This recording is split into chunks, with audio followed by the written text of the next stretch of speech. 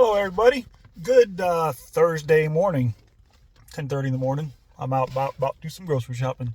But just want to tell you all about a little conversation I had the other day while I was at work. One of the 2 days that I actually went to work this week.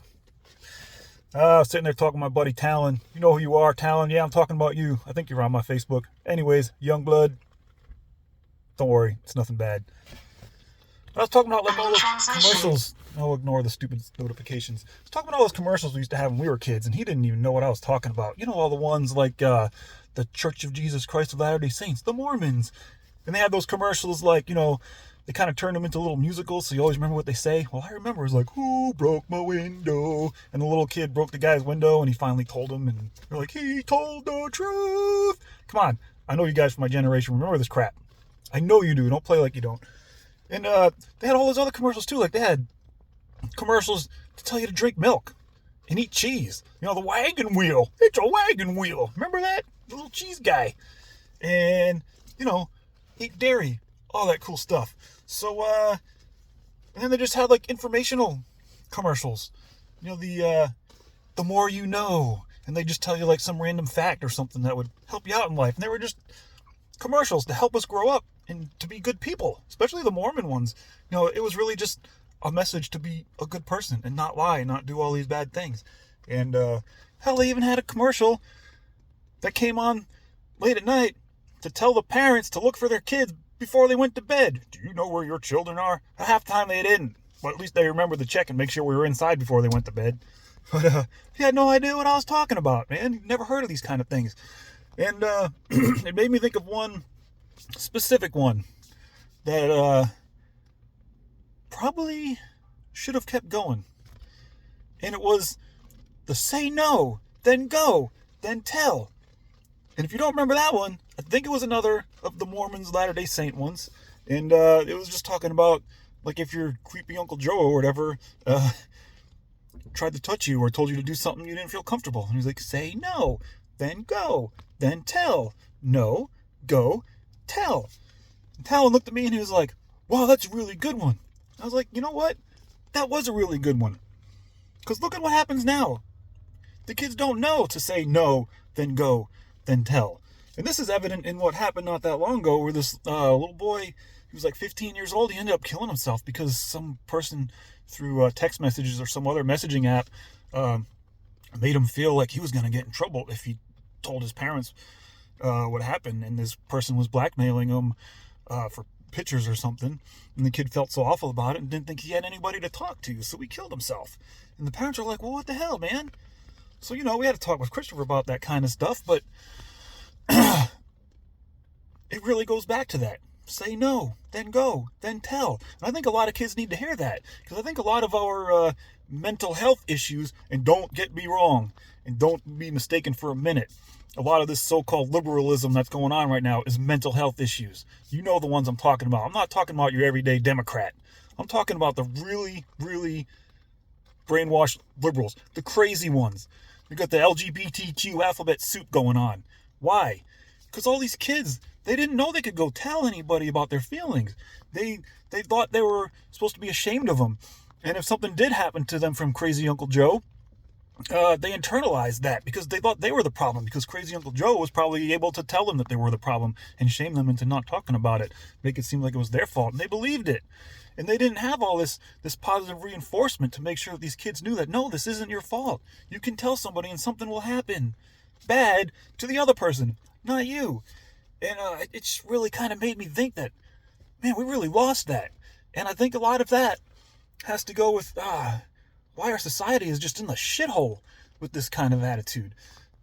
These kids internalize it. They didn't have anyone to talk to, or they thought they didn't have anyone to talk to, and they internalized it, and they convinced themselves that they were the problem.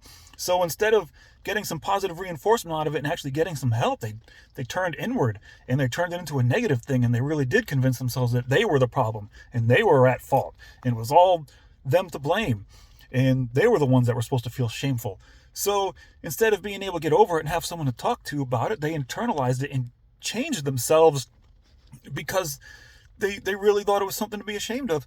And so in order to not be ashamed of themselves, and they thought they were the ones that were wrong, so they changed themselves so that they weren't wrong anymore, according to what they thought. But in doing so, of course, we see what's going on now with freaking, all this trans crap all over the place. It's a mental illness, no doubt. Okay, there's two genders. But, I just really think that these kids, they didn't have anywhere else to turn. So to hide from this shame, they changed themselves in the wrong way. And nobody, and I'm not saying every one of them had some kind of, physical or sexual abuse, but certainly some kind of mental trauma led them that way. That and they thought they couldn't talk to about it with their parents, and just really warped their thinking because they're young, impressionable minds, and they impressionabled themselves. Yeah, I know that's not a word, but they impressioned themselves into thinking that all this stuff going on was just fine, and they needed to join the club because that was the only way to fit in now, and it snowballed. So now it's like it is the only way to fit in. I mean, just look at Hollywood. Every show you see on, every freaking character is gay now. Every single one. How many gay people do you actually know? Now, obviously, some of you are going to know more than others, but how many do you actually know? I don't hang out with any, just because I don't, at least none that I know of.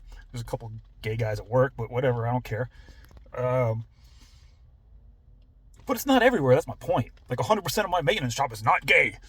But if you watch these shows, like all these freaking like, it's really like the cookie cutter shows. Law and Order doesn't really do it, but if you look at like The Rookie and you look at all these different 911 shoot-offs, like everybody's gay. Everybody's just, whatever. They'll do it with whoever, whenever they want, and it doesn't even matter.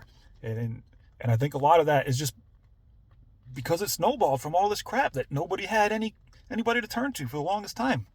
And they still don't. So it's only going to get worse because now Hollywood has grabbed it and now they're influencing our kids, making even and thinking that it's okay.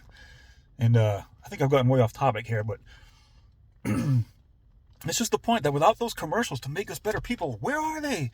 There's no commercials to make us better people anymore. It's all shit. It's all slop. Brain rot slop. And the kids think they don't have anyone to turn to.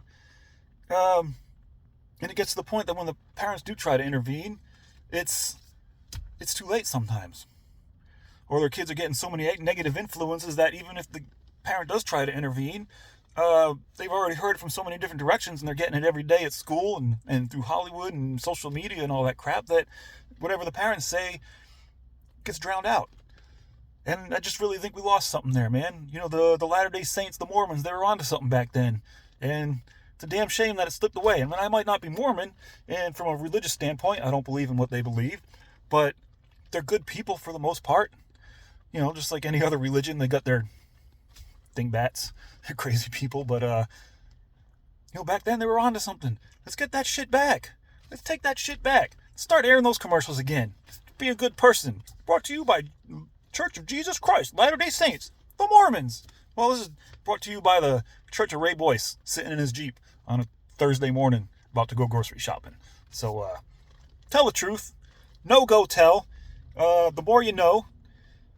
I don't have any cool fact to give out right now. I'm just trying to draw on a blank. But go eat cheese and dairy. Be a good person. Tell your kids and give them a hug and a kiss today for me, too. So, not a perverted one. I'm not crazy Uncle Joe. Anyways, I love you guys. That's all I got to say today, man. I just, think we really kind of lost it there. And it's a damn shame because I think it might be too late to get it back. What are you going to do? The only thing we can do is just pray to Jesus that our kids come out okay. Love you guys.